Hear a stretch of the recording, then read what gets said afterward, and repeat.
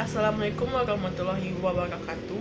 Perkenalkan, saya Nidia Harzadewita, NPM 19114, mata kuliah Manajemen Keuangan 2 dengan dosen pengampu Ibu Tilawatil Kiseta Yoda, SE MSI.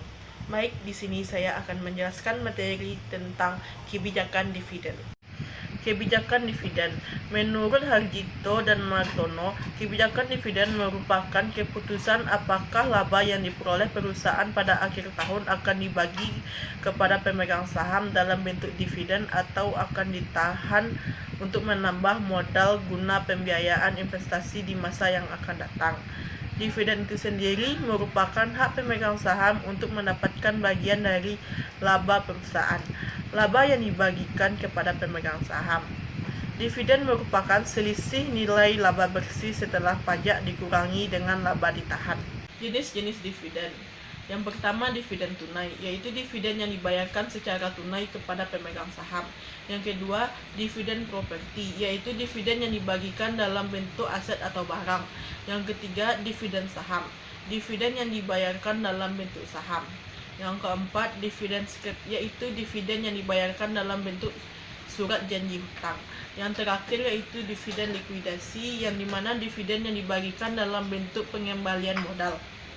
Stok dividen atau dividen dalam bentuk saham merupakan dividen yang dibagikan sesuai proporsi tertentu. Rumusnya itu stok dividen sama dengan persen kepemilikan saham dikali atas stok dividen. A. Split dividen, kebijakan untuk meningkatkan jumlah lembar saham dengan cara pemecahan saham dengan pengurangan nilai saham secara proporsional. Contoh 4:2. Perusahaan memecah saham dari 2 menjadi 4. B. Reverse split dividend, kebalikan dari kebijakan split dividen dengan tujuan untuk menghindari dikeluarkan dari daftar pasar bursa saham utama. Contoh soal. Diketahui struktur modal PT THV adalah sebagai berikut. Saham biasa sebesar 70 juta, agio saham sebesar 29 juta, laba ditahan sebesar 27 juta, jumlah modal sendiri 126 juta. Jika perusahaan melakukan stok dividen sebesar 18% dari lembar saham biasa, sedangkan harga pasar 9.000 per lembar. Tentukan struktur modal baru setelah dilakukan stok dividen dan berikan analisisnya. Stock split 6-3, tentukan struktur modal baru setelah stock split dan analisisnya. Reverse split 2-5, tentukan struktur modal baru setelah reverse split dan berikan analisisnya. Jawab A. Stok dividen 18% dikali jumlah lembar saham sama dengan 2.520 lembar. Saham biasa dikali stok dividen ditambah jumlah saham sama dengan 82.600.000. Agio saham ditambah stok dividen dikali harga saham per lembar di pasar dikurang harga saham biasa sama dengan 39.080.000. Laba ditahan dikurang stok dividen dikali harga saham per lembar di pasar sama dengan 4.320.000. Jadi struktur modal baru PT THV yaitu saham biasa 82.600.000, agio saham 39.080.000, laba ditahan 4.329.000. Jadi jumlah modal sendiri yaitu 126 juta. Jawab B. Stock split 6-3.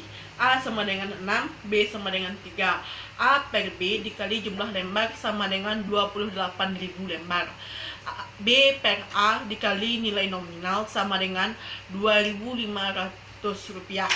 Jadi struktur modal baru PT THV yaitu saham biasa 70 juta, agio saham 29 juta, laba ditahan 27 juta.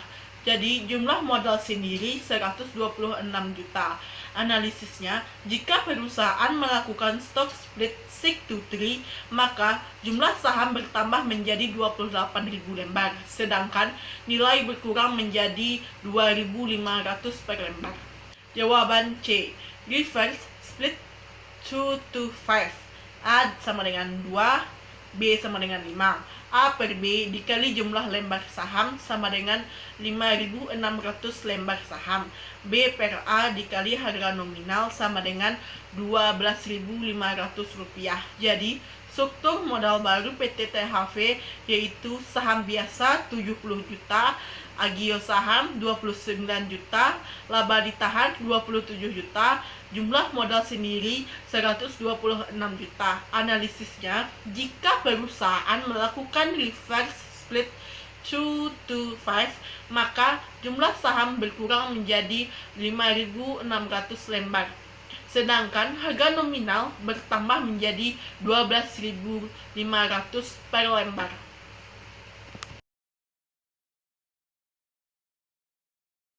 Alat tukar yang berkaitan dengan dividen. A. Dividen per share, yaitu ukuran yang digunakan untuk menunjukkan besarnya keuntungan per lembar saham. B.